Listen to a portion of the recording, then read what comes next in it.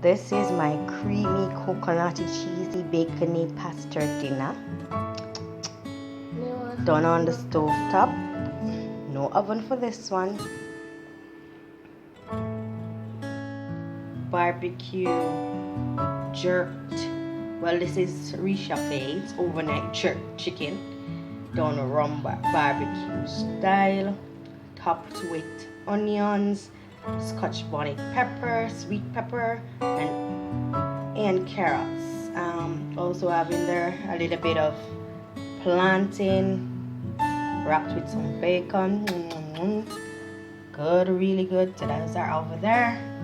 And now I'm going to plate my dinner. So my Sunday dinner, guys. It's coconutty, cheesy, bacony pasta with plantain wrapped with bacon and baked, and my jerk barbecue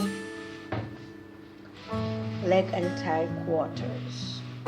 So, from my kitchen to yours, Chef Nick's saying eat healthy and enjoy your food.